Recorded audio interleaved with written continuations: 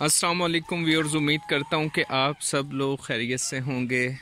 नफ़ा बख्श कारोबार होने के बावजूद पोल्ट्री का काम, ख़ास कर इस सर्दी में, अंडे की गर्ज से पाली गई मुर्गियों में नुकसान की वजह क्यों बन जाता है। वाइट लेगॉन की कमर्शियल फार्मिंग हो रही है या गोल्डन मिस्ट्री की अंडे के गर्ज से आपने पाली हुई है।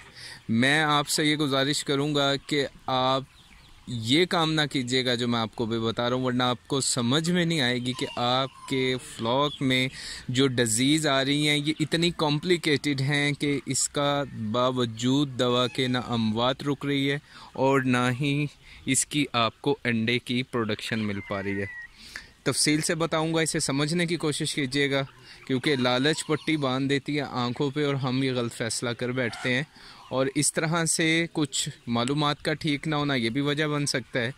तो ये चीज़ इस वजह से होती है कि आपके एक फ्लॉक में 2000 का या 1000 है या 500 है या जो भी कैपेसिटी है उसकी, आपके करीब में कुछ मुर्गियाँ फ़रोख्त हो रही थी, अंडे का रेट बहुत अच्छा जा रहा था। आपने कहा क्यों ना ये मुर्गियाँ मैं ख़रीद लूँ और ख़रीद के इनकी मैं प्रॉपर थेरेपी करा देता हूँ, इसकी वैक्सीन करा देता हूँ और मैं अपना फ्लॉक बना लेता हूँ। अब समझिएगा ज़रा होगा क्या।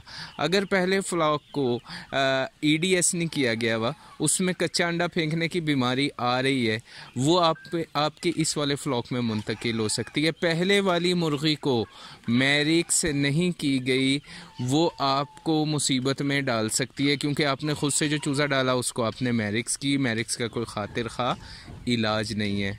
पार्शली या फुली पैरालाइज हो जाना, नेक ट्विस्टिंग होना, पेल्विक बोन्स का जैम हो जाना, ये मैरिक्स की आम इलामात में से है।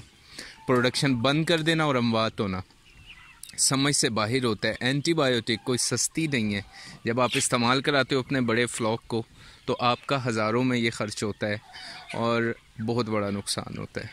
तो ये वो बीमारियां जिसकी वैक्सीन नहीं गई, ये कंसीव कर सकता है आपका मौजूदा फ्लॉक और एक बड़े नुकसान का बाइस बन सकता है।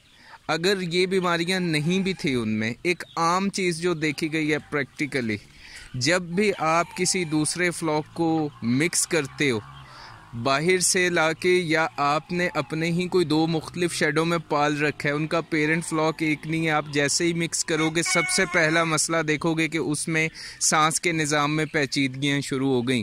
एक मरतबा करोगे कल्चर पता लगेगा IB है, दूसरी मरतबा करोगे तो पता लगेगा आपको कि ये तो माइकोप्लाज्मा का दबाव है, तीसरी मरतबा आप करोगे तो आपको पता लगेगा नहीं भाई ये तो H9 का ख़तरा लग रहा है। लेकिन ये सारी चीज़ें हुई क्यों एकदम से आगे पीछे, समझ में नहीं आ रहा क्या हो रहा है। माहिरीन कहते हैं कि कभी भी आप अपने फ्लॉक में जिनके पेरेंट्स डिफरेंट हो, इनकी ज्वाइनिंग ना कराओ।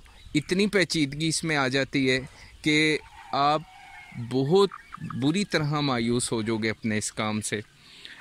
मैं आपसे ये गुजारिश करूँगा कि आपका जो भी फ्लॉक है, जितना भी है, आप उसी को चलाओ। आप इस मौसम के अंदर नज़ला ज़ुकाम, इस मौसम के अंदर सांस के अंदर मसाइल, ये कोई सिर्फ़ एक ये बीमारी का नाम नहीं है, ये वजह बन सकती है। आप फ्लू होना, नाक से पानी आना, ये CRD में भी हो सकता है। ये खुदा न खास्ता ये H9 भी है। ये खुदा न खास्ता आपके बर्ड के अंदर सर्दी लग जाने की वजह से भी हो सकता है। तो इसकी आप ख़ुद से बिना जाने दवाएं नहीं चलाया करें। जब ये मसला आ जाया करे तो इसे आप डॉक्टर से लाजमी अपने कंसल्ट किया करें, जो आपके करीब में हैं, जो आपको देख रहे हैं या जो इदारा आपके करीब में है। आप ख़ुद से ये स्टेप ना लिया करें। तो मौजू हमारा था कि हम अपने फ्लॉक में, अंडे वाली में ये ना कराएं।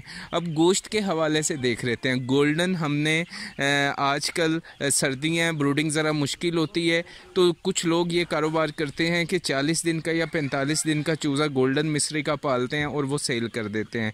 आप वो ले लेते हैं, लेके उसको 2 माह खुराक खिलाते हैं और आप उसे सेल कर देते हो और उसमें से प्रॉफिट आ जाता है। ये कहने की हद तक है, हकीकत में ऐसा नहीं है। क्योंकि अगर तो आपको पता है कि कोई ज़रिया ऐसा है कि जहाँ पे आपकी आंखों के सामने ये चूज़ा आया था और ये 45 डेज़ का हो गया और आपने इसे ख़रीद लिया, तो अब तो आप काफ़ी हद तक सेफ़ हो। लेकिन आप ऐसी जगह जहाँ पे आप विज़िट करने जा रहे हो, कोई आपको ब्रोकर या कोई सेलर को लेके जा रहा है, तो आपको नहीं पता हुआ ये एक फ्लॉक हैं या ये फ्लॉक मिक्स कर दिए गए थे, नहीं पता। तो ये भी बहुत बड़ी मुसीबत बनाएगा आपके पास। आप अपने पास आते ही से वैक्सीन्स का सारा प्रोटोकॉल ऑफ़र करोगे, सब कुछ करोगे, लेकिन ये आपको मायूस कर देगा। वैक्सीन के बावजूद भी ये नहीं खड़ा होगा अपने पाँव पे। आए दिन इसका एक मसला शुरू, वो ख़त्म तो दूसरा शुरू, वो ख़त्म तो तीसरा शुरू। गोश्त की पैदावार के लिए हमें मुसलसल अपने बर्ड को हेल्दी रखना होता है। एक अच्छा FCR लेने के लिए एंटीबायोटिक एक मखसूस वक्त के लिए बहुत मजबूरी में आप इस्तेमाल करा सकते हो, वरना हम अपने बर्ड को प्रीबायोटिक, प्रोबायोटिक जो नेचुरल सोर्स हैं उसके, वो हम उसकी फीड में उसको मुहैया करके ऑर्गेनिक हम उसके इंटेस्टिनल गट्स को हेल्दी रखते हैं ताकि उसकी डाइजेशन, एब्जॉर्प्शन अच्छे से हो सके और वो एक अच्छी परवरिश कर सके, तो हमें आएगा मुनाफा। लेकिन बाहर से ख़रीदे गए 45 दिन के चूज़े ये आपके पास अगर वज़न ना करें तो आप इसके ऊपर ख़र्च करना शुरू कर दोगे। मिसाल देता हूँ, वज़न करने के लिए आप इसे ग्रोथ प्रमोटर दोगे। ग्रोथ प्रमोटर बेस क्या होता है, उसमें क्या होता है, उसमें एंटीबायोटिक के कम्बिनेशंस होते हैं जो इसको ग्राम पॉजिटिव नेगेटिव बैक्टीरिया से इसकी हिफाजत करते हैं। लेकिन उसके साथ उसका नुकसान क्या होता है, आपके मुदाफ़ती निज़ाम के बर्ड को वो कमज़ोर कर रहा होता है। आप उस पर पैसा लगाओगे, ये नहीं करेगा। आप इसे खुश्क दूध डालोगे, आप इसे शक्कर डालोगे, आप इसके साथ हर जतन करोगे जो भी आप कर सकते हो, लेकिन आपकी कॉस्ट ऑफ प्रोडक्शन बढ़ जाएगी और प्रॉफिट आपका रह जाएगा कम। लिहाजा हमने ये जाना कि गोश्त की पैदावार के लिए गोल्डन मिस्री, या अंडे के लिए सफ़ेद वाइट लेगोन हो, या अंडे के लिए गोल्डन मिस्री हो, हमने अपने फ्लॉक को एक दिन का चूज़ा लेके बनाना है, पालना है और इसको सेल करना है।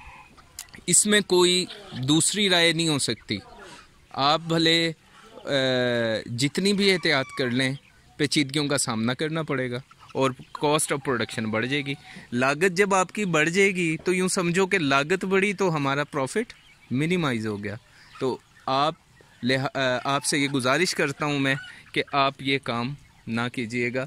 एक दिन का चूज़ा लें, उसकी ब्रोडिंग कराएं, उसको पालें, उसको बेहतरीन उसको डाइट दें, उसको फ्री रेंज का प्लॉट दें, उसकी आप डाइट का ख्याल रखें, वेजिटेबल सोर्स आप उसको फीड बना के दें एक बेहतरीन तरीके से, और वो आपको मुनाफा भी देगा और जो लोग उनको खाएंगे उनके लिए भी वो सेहत का बाइस बनेगा, ना कि नुकसान का बाइस।